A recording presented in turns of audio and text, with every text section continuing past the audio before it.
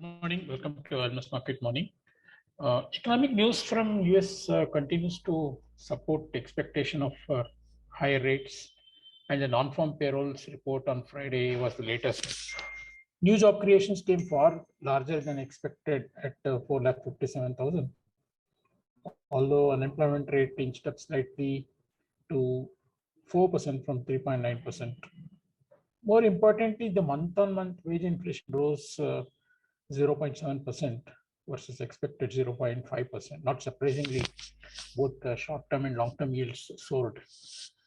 While money markets are reacting to these developments, dollar seems to be somewhat neutral, which we can pin down to the fact that other central banks are also getting hawkish, and many EMs have already been raising rates.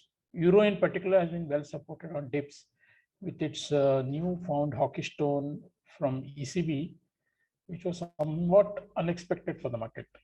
Euro has been steady at higher level despite the ECB president trying to calm the market expectations of a quick hike in rates that pushed regional bond yields in Europe up to multiple year highs. Sterling, of course, has been underperforming the euro due to lingering Brexit issues and the possibility of PM Johnson facing a no confidence vote. All eyes are now on US CPI on Thursday, which will provide the next trigger for market moves. Meanwhile, China markets have opened yesterday after a week's break, and yuan remains steady against the USD, but slightly weak on the crosses. Oil prices at 7-year high, keeping importing countries like India on the edge with looming inflation and fiscal impact. Bond yields here have moved closer to 7%, though expectation of a rate action by RBI in the current MPC meeting is low. Central bank, of course, has a tough balancing act between inflation, growth, and widening differential with other countries, which also puts rupee at a disadvantage. Higher rates put further pressure on the fiscal on the other side. All of this keeps rupee in a weakening bias, which is only balanced by broad dollar weakness and possible RBI selling at higher levels to rein in imported inflation. Government seems to be fast-tracking the process of LIC IPO, and further positive development will give some relief. Look for 74.40, 75.10 range to hold this week. Have a good day. Thank you. Thanks, JK. Good morning, everyone. 10-year USD yield is dealing at 1.93 and 2-year USD yield dealing at 1.32. Post very strong NFP numbers and forming up the overall theme of higher interest rates scenario this year. Volatility is a lot in these days crypto space. Bitcoin is trading at a $44,000 per unit, almost 35% higher than the $32,000.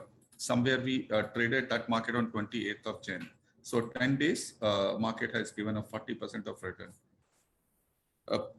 We are watching negative yielding bond space, and that's shrinking. That universe is shrinking it very fast at a lightning speed. Now subzero bond outstanding amount is $4.9 trillion against $18 trillion 15 months ago, and that's very important development.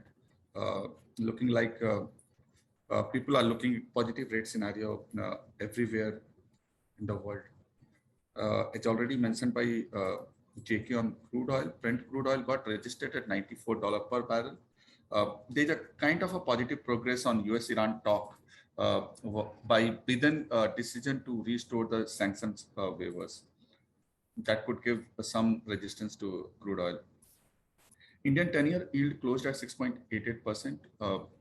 All of us, and we keep talking about that RBI is not comfortable and government is not comfortable with these kind of higher yields. So RBI yesterday, considering the cash balances available with government, cancelled the auctions worth 24,000 crore this Friday. This shall result into a tip of 6-7 basis, but I think people will still not interested. But there could be a technical tip of 6-7 basis today.